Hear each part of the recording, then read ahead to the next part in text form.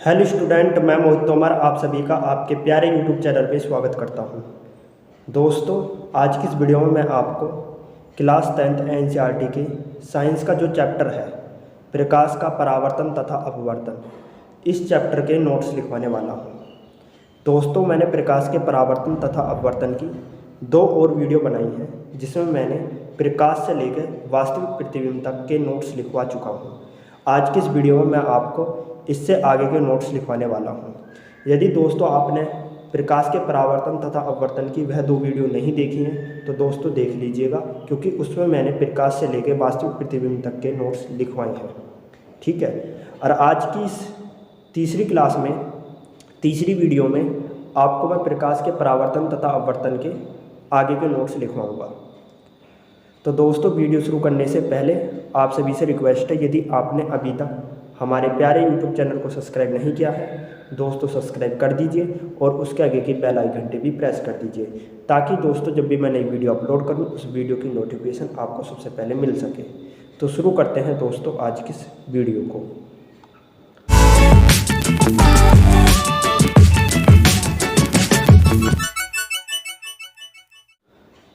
तो दोस्तों, आपको पहले हेडिंग डालनी है दर्पण। क्या हेडिंग डालनी है दोस्तों? दर्पण। तो दोस्तों, आपको दर्पण हेडिंग में दर्पण की परिभाषा लिखनी है। कोई चिकना तल जिसके एक पृष्ठ पर पॉलिश करके दूसरे पृष्ठ को परावर्तक बना लिया जाता है दर्पण कहलाता है। दर्पण 2 प्रकार के होते हैं, पहला समतल दर्पण, दूसरा गोलीय दर्पण। तो दोस्तों, आपके पास कोई चिकना तल है और उस चिकने तल की एक सतह पर आप पॉलिश करते हैं और दूसरी सतह को परावर्तक बना लेते हैं, तो दोस्तों उसे हम दर्पण कहेंगे। उसे क्या कहेंगे हम दोस्तों? दर्पण कहेंगे। और दर्पण कितने प्रकार के होते हैं? 2 प्रकार के, पहला समतल दर्पण, दूसरा गोलीय दर्पण। अब दोस्तों आपको हेडिंग डालनी है समतल दर्पण। क्या हेडिंग डालनी है दोस्तों? समतल दर्पण। अब दोस्तों आपको समतल दर्पण में समतल दर्पण की परिभाषा लिखनी है। यदि समतल कांच की प्लेट के एक सिरे पर चांदी की पॉलिश की जाए तो वह समतल दर्पण बन जाता है। तो दोस्तों, आपने समतल कांच देखा होगा। समतल कांच की जो प्लेट होती है उस प्लेट के एक सिरे पर यदि आप चांदी की पॉलिश कर देते हैं तो वह समतल दर्पण बन जाता है। क्या बन जाता है दोस्तों? समतल दर्पण। इसके बाद दोस्तों आपको हेडिंग डालनी है गोलीय दर्पण। क्या हेडिंग डालनी है दोस्तों? गोलीय दर्पण। तो दोस्तों पहले आप गोलीय दर्पण को समझ लीजिए कि गोलीय दर्पण किसे कहते हैं, फिर मैं आपको गोलीय दर्पण की परिभाषा लिखवाऊंगा। दोस्तों मान लीजिए आपके पास कोई खोखला गोला है। ठीक है, मेरे पास 2 खोखले गोले हैं, पहला गोला ये रहा, दूसरा गोला ये रहा। अब मैं इस खोखले गोले का एक हिस्सा काटता हूँ। जैसे मैं इस खोखले गोले का यह वाला हिस्सा, यह वाला भाग काट देता हूँ और दूसरे खोखले गोले का यह वाला भाग काट देता हूँ। ठीक है। और दोस्तों जब मैं इस खोखले गोले का यह वाला हिस्सा काट देता हूँ तो इस हिस्से की जो दबी हुई सतह है, ये वाली जो दबी हुई सतह है, इस दबी हुई सतह पर चांदी की पॉलिश कर देता हूँ। और जो ये उभरी हुई सतह है, इस खोखले गोले का जो काटा हुआ हिस्सा है, इसकी जो उभरी हुई सतह है इसे मैं परावर्तक बना लेता हूँ। तो ये मेरा गोलीय दर्पण बन जाएगा। क्या बन जाएगा दोस्तों? गोलीय दर्पण बन जाएगा। अब दोस्तों देखिए, इस खोखले गोले को देखिए, मैं इस खोखले गोले का ये वाला हिस्सा काट देता हूँ, यहाँ से लेके यहाँ तक का काट दिया, काट के अलग कर लिया। अब इसकी जो उभरी हुई सतह है, इस उभरी हुई सतह पर चांदी की पॉलिश करता हूँ और जो इसकी दबी हुई सतह है इसे मैं परावर्तक बना लेता हूँ। तो ये मेरा कौन सा दर्पण बन जाएगा? गोलीय दर्पण बन जाएगा। कौन सा दर्पण बन जाएगा? गोलीय दर्पण बन जाएगा। तो दोस्तों आपको समझ में आ गया होगा कि गोलीय दर्पण किसे कहते हैं। यदि आपके पास कोई खोखला गोला है, उस खोखले गोले के एक हिस्से को काटते हैं और उसकी एक सतह पर चांदी की पॉलिश करते हैं और दूसरी सतह को परावर्तक बना लेते हैं, तो वह मेरा गोलीय दर्पण बन जाएगा। क्या बन जाएगा? गोलीय दर्पण। तो दोस्तों आपको गोलीय दर्पण तो समझ में आ गया। अब गोलीय दर्पण की परिभाषा कैसे लिखेंगे गोलीय दर्पण हेडिंग में? यदि कांच के खोखले गोले को काटकर उसके एक सतह पर चांदी की पॉलिश कर दें तो वह गोलीय दर्पण बन जाता है। गोलीय दर्पण 2 प्रकार के होते हैं, पहला अवतल दर्पण, दूसरा उत्तल दर्पण। तो दोस्तों गोलीय दर्पण कितने प्रकार के होते हैं? 2 प्रकार के, उत्तल दर्पण, अवतल दर्पण। अब उत्तल दर्पण अवतल दर्पण को भी इन 2 चित्रों से समझ लीजिए। दोस्तों खोखला गोला है, खोखले गोले का एक हिस्सा आपने काट दिया, जैसा ये खोखला गोला है मैंने इसका ये वाला हिस्सा काट दिया, और इस वाले हिस्से को काट कर जब मैंने अलग करा तो इसकी जो दबी हुई सतह है इस पर मैंने चांदी की पॉलिश करी और उभरी हुई सतह को परावर्तक बना लिया। क्या बना लिया? परावर्तक। तो ये कौन सा दर्पण बन गया? मेरा उत्तल दर्पण बन गया। कौन सा दर्पण बन गया? उत्तल दर्पण। और दोस्तों यदि मैं इस वाले खोखले गोले का यह वाला हिस्सा काट देता हूँ और काट कर इसकी उभरी हुई सतह पर चांदी की पॉलिश करता हूँ और दबी हुई सतह को परावर्तक बना लेता हूँ, तो कौन सा दर्पण बन जाएगा? अवतल दर्पण। कौन सा दर्पण बन जाएगा? अवतल दर्पण। तो दोस्तों आपको उत्तल और अवतल दर्पण दोनों समझ में आ गए होंगे, ठीक है दोस्तों। अब आपको हेडिंग डालनी है अवतल दर्पण। क्या हेडिंग डालनी है? अवतल दर्पण। और अवतल दर्पण का इस प्रकार से आपको चित्र बनाना, मैंने थोड़ी देर पहले ही समझाया आपको अवतल दर्पण कि यदि अवतल दर्पण में होता क्या है कि उभरी हुई सतह को आप यदि चांदी की पॉलिश कर लेते हैं और दबी हुई सतह, ये जो दबी हुई सतह है हमारी, ठीक है, इसको आप परावर्तक बना लेते हैं तो ये हमारा अवतल दर्पण बन जाएगा। कौन सा दर्पण बन जाएगा? अवतल दर्पण, ठीक है। यदि दोस्तों आप अवतल दर्पण के परावर्तक सतह पर प्रकाश किरण आपतित करते हैं तो परावर्तक तल से टकराकर प्रकाश किरण परावर्तित किरण बन जाती है।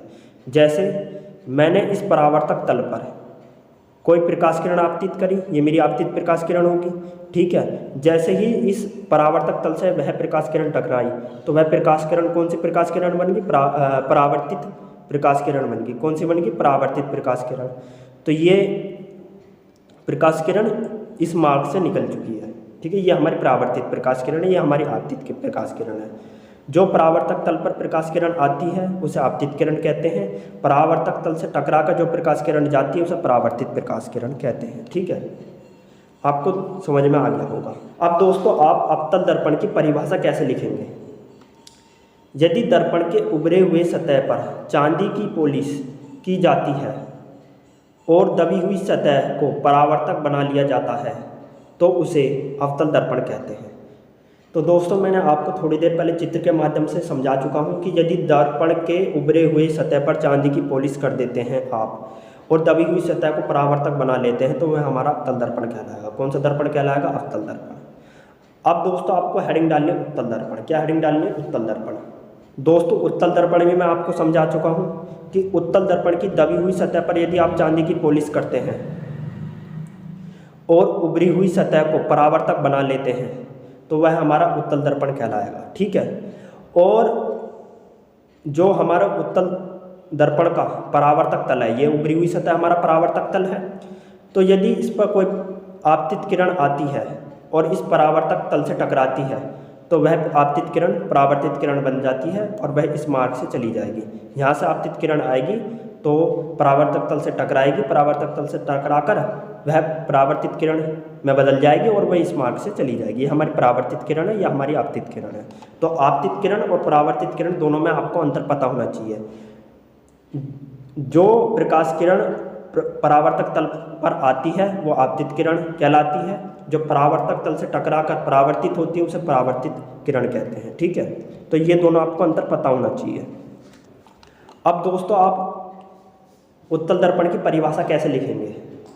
हेडिंग में यदि दर्पण के दबी हुई सतह पर चांदी की पॉलिश की जाती है और उभरे हुए सतह को परावर्तक बना लिया जाता है तो उसे उत्तल दर्पण कहते हैं। तो दोस्तों आपको उत्तल दर्पण की परिभाषा सेम इसी तरीके से लिखनी है। अब दोस्तों आपको हेडिंग डालनी है गोलीय दर्पण से संबंधित परिभाषाएं। क्या हेडिंग डालनी है? गोलीय दर्पण से संबंधित परिभाषाएं। तो दोस्तों अब आपको गोलीय दर्पण से संबंधित जो भी परिभाषाएं वो आपको लिखनी है। तो पहली हेडिंग डालनी है आपको दोस्तों दर्पण का ध्रुव। क्या हेडिंग डालनी है दोस्तों? दर्पण का ध्रुव। और इस हेडिंग में आपको लिखना है गोलीय दर्पण के परावर्तक तल के मध्य बिंदु को दर्पण का ध्रुव कहते हैं, इसे P से प्रदर्शित करते हैं। तो दोस्तों मैंने आपको बताया था कि गोलीय दर्पण होता क्या है। जब किसी खोखले गोले का कोई हिस्सा काटते हैं और किसी एक सतह पर चांदी की पॉलिश की जाती है और दूसरी सतह को आप परावर्तक तल बना लेते हैं, ठीक है, या परावर्तक बना लेते हैं तो उसे हम गोलीय दर्पण कहते हैं। जैसे ये मेरा गोलीय दर्पण है, अब इसकी दबी हुई सतह पर तो चांदी की पॉलिश की गई है, उभरी हुई सतह को परावर्तक बनाया गया है। तो हर एक परावर्तक तल का एक बीच का बिंदु होता है। क्या होता है? एक बीच का बिंदु होता है। जैसे इस परावर्तक तल का बीच का बिंदु ये है, तो जो बीच का बिंदु होता है उसी को हम ध्रुव कहते हैं, उसी को क्या कहते हैं, ध्रुव। और ध्रुव को पी से प्रदर्शित करते हैं, किससे प्रदर्शित करते हैं, पी से। जैसे ये हमारा दर्पण है, ये हमारा अवतल दर्पण है। अब अवतल दर्पण की उभरी हुई सतह पर चांदी की पॉलिश की गई है और दबी हुई सतह को क्या बनाया गया, परावर्तक तल। तो इस दबी हुई सतह का परावर्तक तल का मध्य बिंदु क्या है, ये, ठीक है। और मध्य बिंदु को ही क्या कहते हैं, ध्रुव कहते हैं। तो ये हमारा क्या है, ध्रुव। और ध्रुव को किससे प्रदर्शित करते हैं, पी से। तो दोस्तों आपको समझ में आ गया होगा कि ध्रुव किसे कहते हैं। किसी गोलीय दर्पण के परावर्तक तल के मध्य बिंदु को ध्रुव कहते हैं। क्या कहते हैं, ध्रुव कहते हैं। अब दोस्तों आपको हेडिंग डालनी है वक्रता केंद्र। क्या हेडिंग डालनी है दोस्तों, वक्रता केंद्र। और दोस्तों आपको इस हेडिंग में लिखना है, गोलीय दर्पण जिस खोखले गोले का भाग होता है उसके केंद्र को दर्पण का वक्रता केंद्र कहते हैं, इसे सी से प्रदर्शित करते हैं। तो दोस्तों मैंने बताया था कि गोलीय दर्पण जो होता है वो किसी खोखले गोले का भाग होता है और उस खोखले गोले का एक केंद्र होता है, उसी को हम वक्रता केंद्र कहते हैं। दोस्तों आप इस बात को चित्र से समझिए। जैसे ये मेरा खोखला गोला है, अब इस खोखले गोले का एक केंद्र है, ये वाला। इस केंद्र को ही क्या कहते हैं, वक्रता केंद्र कहते हैं। भाई गोले दर्पण इसी खोखले गोले से बना है। ये वाला जो गोले दर्पण बने हैं ये दो, ये इस खोखले गोले से बने हैं। इस खोखले गोले का ये केंद्र है, इसी को हम क्या कहेंगे, वक्रता केंद्र कहेंगे। क्या कहेंगे, वक्रता केंद्र। और वक्रता केंद्र को किससे निरूपित करते हैं, सी से। किससे प्रदर्शित करते हैं, सी से, ठीक है। देखिए इस खोखले गोले का केंद्र क्या है, ये, ठीक है। और इसी केंद्र को क्या कहेंगे, वक्रता केंद्र। वक्रता केंद्र किससे निरूपित करते हैं, सी से। तो दोस्तों आपको समझ में आ गया होगा वक्रता केंद्र किसे कहते हैं। इसके बाद दोस्तों आपको हेडिंग डालनी है वक्रता त्रिज्या। क्या हेडिंग डालनी है दोस्तों, वक्रता त्रिज्या। और दोस्तों आपको इस हेडिंग में लिखना है, वक्रता केंद्र से दर्पण के ध्रुव तक की दूरी को दर्पण की वक्रता त्रिज्या कहते हैं, इसे r से व्यक्त करते हैं।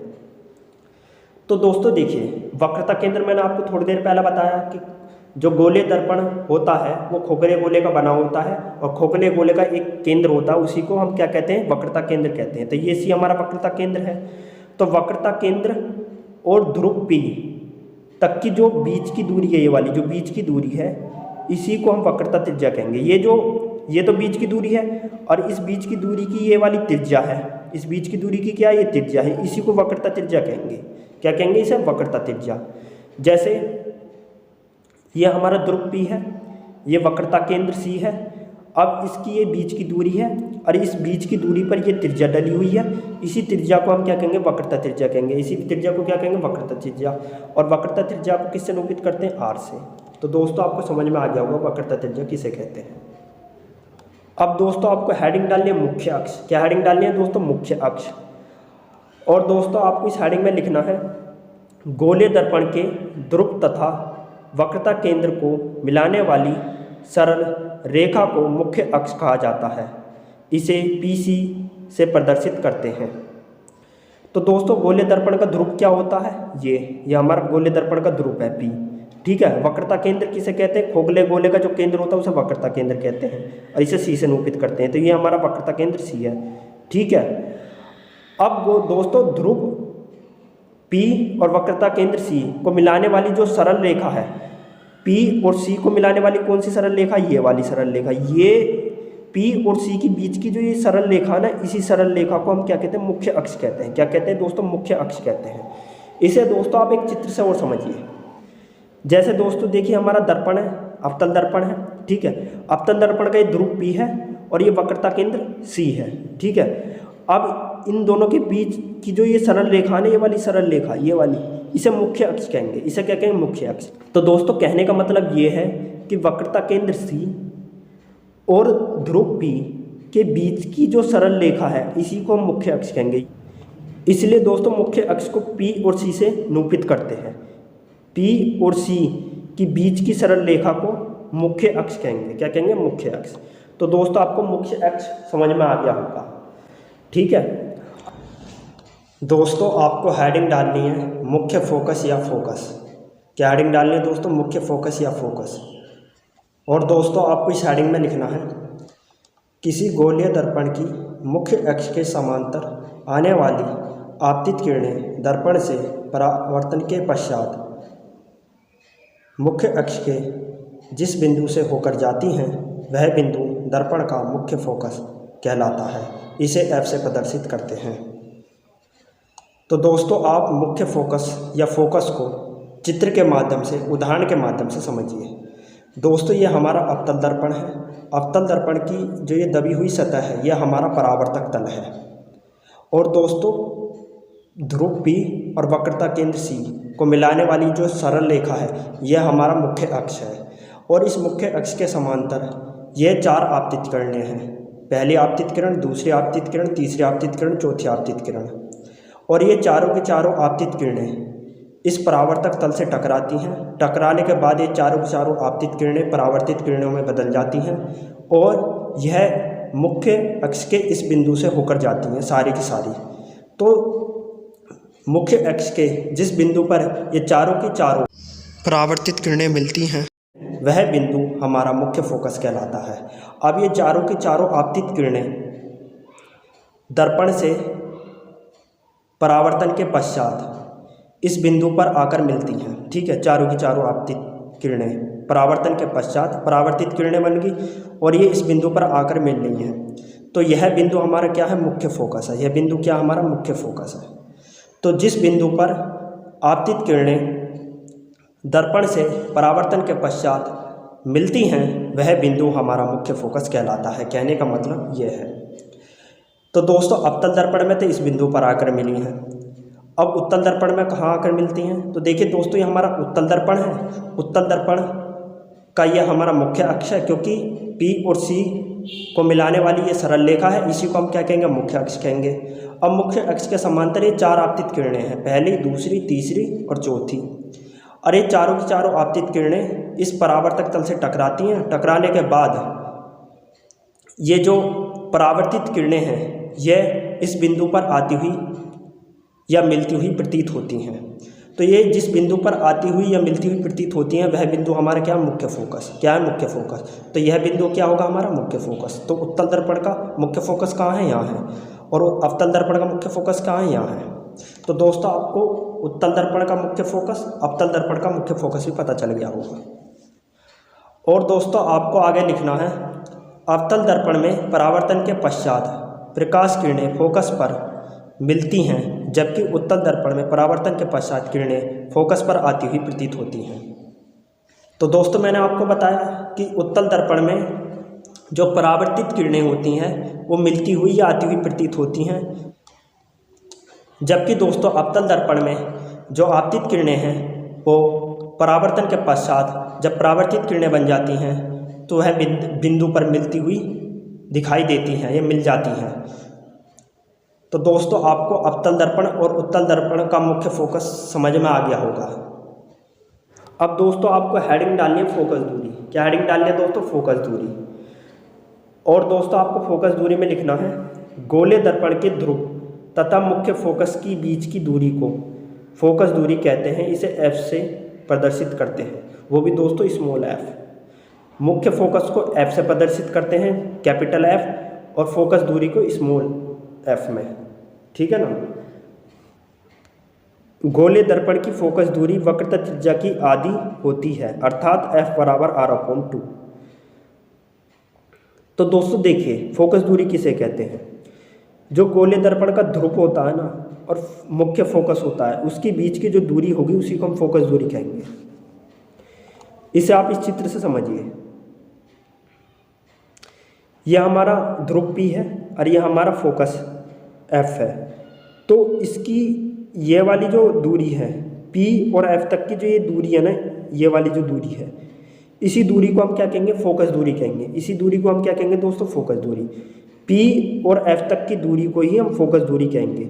जैसे दोस्तों ये P है और ये F है, तो इसके बीच की जो दूरी है इसी को हम क्या कहेंगे? फोकस दूरी कहेंगे। तो फोकस दूरी को स्मॉल f से और मुख्य फोकस को कैपिटल F से निरूपित करते हैं। इसमें दोनों में अंतर है दोस्तों। और दोस्तों मैं आपको बता दूं कि फोकस दूरी जो होती है वो वक्रता त्रिज्या की आधी होती है। गोले दर्पण की जो फोकस दूरी होती है वो वक्रता त्रिज्या की आधी होती है, इसलिए इसका सूत्र होता है F बराबर r/2। F बराबर r/2। और F कौन सा है दोस्तों? स्मॉल। अब दोस्तों आपको हेडिंग डालनी है फोकस तल। क्या हेडिंग डालनी है दोस्तों? फोकस तल। और इसमें आपको लिखना है दर्पण के मुख्य अक्ष तथा मुख्य फोकस से होकर जाने वाले समतल को दर्पण का फोकस तल कहते हैं। दर्पण का फोकस तल कहते हैं। इसके बाद दोस्तों आपको हेडिंग डालनी है दर्पण का द्वारक। क्या हेडिंग डालनी है दोस्तों? दर्पण का द्वारक। और इस हेडिंग में आपको लिखना है दर्पण के परावर्तक तल के व्यास को दर्पण का द्वारक कहते हैं। दर्पण के परावर्तक तल के व्यास को दर्पण का द्वारक कहते हैं। अब दोस्तों आप इस बात को चित्र के माध्यम से समझिए। दोस्तों देखिए, ये हमारा खोखला गोला है। खोखले गोले का यह वाला भाग यहाँ से काटा गया है, एक बिंदु ए से काटा गया है, एक बिंदु बी से काटा गया है। तो दोस्तों काटने के बाद ये हमारा गोलीय दर्पण बन गया, क्योंकि इसकी दबी हुई सतह पर हमने चांदी की पॉलिश कर दी और उभरी हुई सतह को परावर्तक तल बना लिया। तो दोस्तों जहाँ जिस बिंदु से ये खोखला गोला काटा गया है, खोखले गोले का ये जो हिस्सा काटा गया है, या कहने का मतलब है गोलीय दर्पण काटा गया है, बिंदु ए से काटा, बिंदु बी से काटा, इसी को द्वारक कहेंगे। कहने का मतलब दोस्तों ये है कि गोलीय दर्पण जिस खोखले गोले से काटा जाता है, तो जिस बिंदु से काटा जाएगा वो उसी बिंदु को द्वारक कहेंगे। तो बिंदु ए से काटा, बिंदु बी से काटा, इसी को हम क्या कहेंगे? द्वारक कहेंगे, दर्पण का द्वारक कहेंगे, क्योंकि दर्पण को यहीं से काटा गया है, एक बिंदु ए से काटा गया, बिंदु बी से काटा गया है। ठीक है, तो दोस्तों आपको समझ में आ गया होगा कि दर्पण का द्वारक किसे कहते हैं। दर्पण के परावर्तक तल के व्यास को दर्पण का द्वारक कहते हैं। ठीक है, इसे ए या बी से निरूपित करते हैं या प्रदर्शित करते हैं, ऐसे भी आप लिख सकते हैं। तो दोस्तों आज की इस वीडियो में केवल इतना ही। यदि दोस्तों आपको हमारी ये वीडियो पसंद आई है, लाइक सब्सक्राइब शेयर जरूर कीजिए। दोस्तों आपको हमारी वीडियो देखने का बहुत बहुत धन्यवाद।